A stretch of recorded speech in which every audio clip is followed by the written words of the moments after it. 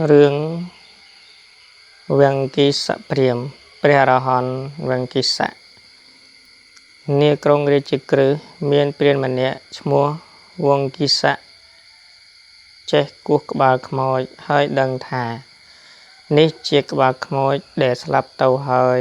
កើតក្នុងនរកនេះជាក្បាលខ្មោចដែលស្លាប់ទៅហើយកើតក្នុងកំណើតសត្វតិរិឆានក្បាលខ្មោចនេះកើតក្នុងកំណើតប្រេតក្បាលខ្មោចនេះកើតក្នុងកំណើតមនុស្សក្បាលខ្មោចនេះកើតក្នុងទេវលោករបីរន្ទឺក្នុងចម្ពោះទ្វីបព្រាហ្មណ៍ទាំងឡាយគិតថាយើងអាចរស់នៅក្នុងលោកព្រោះអាស្រ័យនៅវង្គិសព្រាហ្មណ៍នេះហើយក៏នាំគ្នាត្រាច់ទៅជនបទប្រកាសប្រាប់មហាជនថាព្រាហ្មណ៍ឈ្មោះវង្គិសៈនេះចេះគោះក្បាលខ្មោចហើយដឹងកន្លែងដែលខ្មោចនោះទៅកើតបើដូច្នេះចូលអ្នកទាំងឡាយសួររកកន្លែងដែលពួកញាតិរបស់ខ្លួនទៅកើតតាមបំណងចោះពួកមហាជនបានឮហើយក៏នាំគ្នាមកយ៉ាងច្រើនព្រោះចង់ដឹងពីញាតិរបស់ពួកគេទៅចាប់កំណើតក្នុងទីណាដើម្បីនឹងងាយស្រួលធ្វើបុណ្យឧទ្ទិសកុសលឲ្យហើយក៏បានបូជានៅប្រាក់10កហបណៈខ្លះ20កហបណៈខ្លះ100កហបណៈតាមសមគួរព្រាហ្មណ៍ទាំងឡាយបានដើរតាមគ្រូរបស់ខ្លួនជាលំដាប់រហូតដល់ក្រុងសាវត្ថីហើយសំណាក់អាស្រ័យនៅក្នុងទីមួយជិតវត្តចេតពុនពួកព្រាហ្មណ៍បរិភោគអាហារពេលព្រឹកស្រេចហើយឃើញមហាជនកាន់យកនំផ្កាកម្រងនិងគ្រឿងក្រអូបជាដើមកំពុងដើរទៅស្ដាប់ធម៌ទេសនាស្រែកសួរថា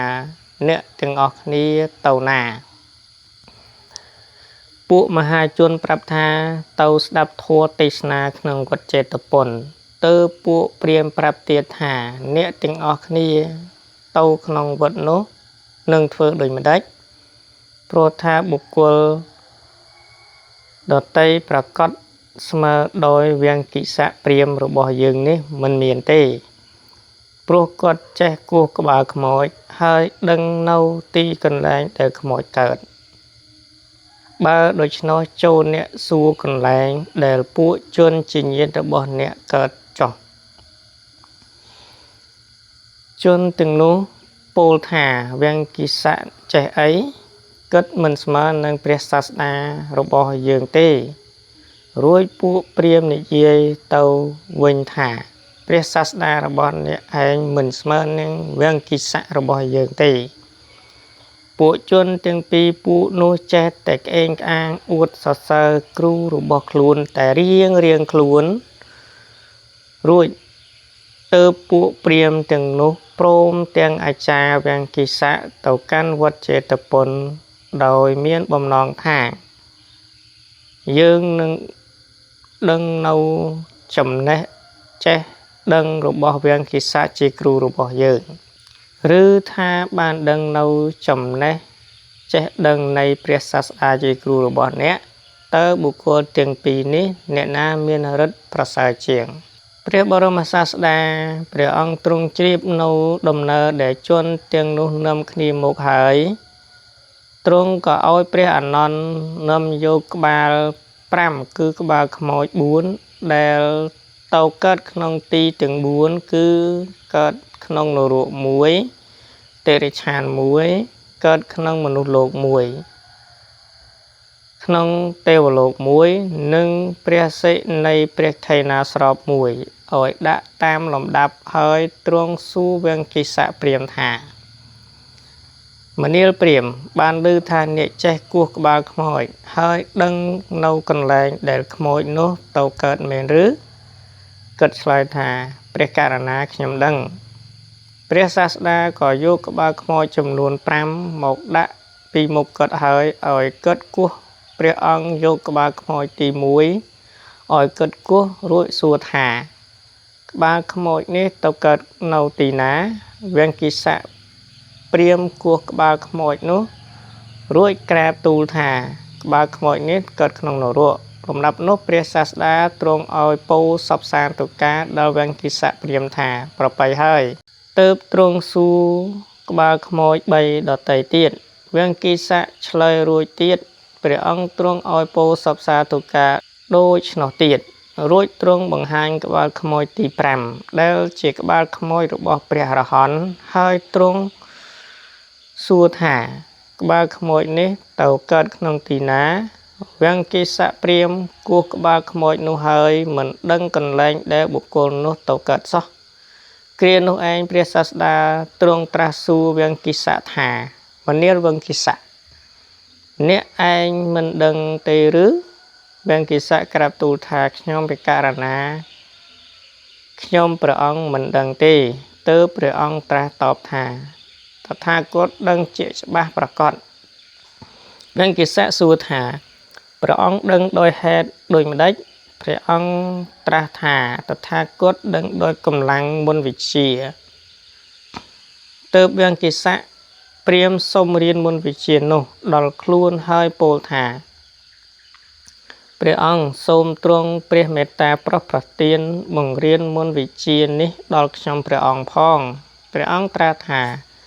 តថាគតមិនអាចបង្រៀនឲ្យដល់អ្នកដែលមិនបួសទេវាំងគិសៈគិតក្នុងចិត្តថា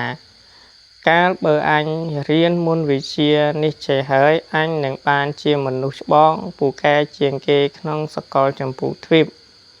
លុះគិតដូច្នោះហើយទើបប្រាប់ដល់ពួកព្រាហ្មណ៍ជាបរិវារទាំងនោះទៅវិញថាអ្នកទាំងអស់គ្នាចូលអ្នកនៅក្នុងទីនេះអស់ពី3ថ្ងៃសិនចុះខ្ញុំនឹងបួសក្នុងសំណាក់ព្រះសាស្តាដើម្បីរៀនមន្តវិជ្ជាបន្ថែមទៀតកាលណាបើបានរៀនចេះសពគ្រប់ហើយយើងនឹងសឹកចាក់ភ្នោះហើយដើររកស៊ីជាមួយគ្នាទៀត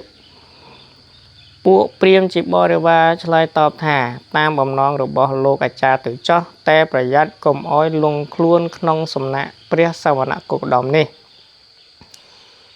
លុះវេលាដែលព្រាហ្មណ៍អាចារ្យបានបួសរួចហើយទើបមាននាមបញ្ញត្តិថាវាំងគិសៈថេរការដែលវាំងគិសៈចូលមកបួសព្រះសាស្តាទ្រង់ឲ្យថ្វាត់តឹងសាការៈកម្មដ្ឋានហើយទូមានថាចូលអ្នកទន្ទិញមន្តវិជ្ជានេះ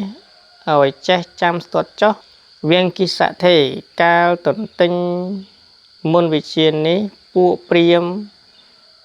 ជាបរិវារដទៃទៀតតែងចូលទៅសួរថាលោករៀនយកមន្តវិជ្ជានោះបានហើយឬនៅទើបលោកប្រាប់ថាអ្នកទាំងអស់គ្នាចូលរងចាំសិនចុះខ្ញុំកំពុងរៀនយកមន្តវិជ្ជានេះអស់កាលមិនយូរប៉ុន្មានវាំងគិសៈថេរខិតខំប្រឹងប្រែងរៀននៅមន្តវិជ្ជាទាំងឡាយផ្សេងរហូតបានសម្រេចព្រះអរហត្តផលក្លាយជាព្រះអរហន្តមួយរូបទើបពួកព្រាហ្មណ៍ជាបរិវារចូលមកសួរម្ដងទៀតលោកប្រាប់ថាមនាលអ្នកដ៏មានអាយុទាំងឡាយក្នុងកាលឥឡូវនេះអាត្មាបានសម្រេចជាព្រះអរហន្តហើយជាមនុស្សមិនគួរនឹងទៅរកស៊ីគោះក្បាលខ្មោចដូចមុនឡើយព្រោះអាត្មាបានដល់នៅទីបំផុតនៃសេចក្តីទុក្ខពោលគឺនិព្វានហើយពួកព្រាហ្មណ៍ជាបរិវារបានឮហើយនាំគ្នាអស់សង្ឃឹមហើយក៏ត្រឡប់ទៅកាន់ផ្ទះរបស់ខ្លួនវិញ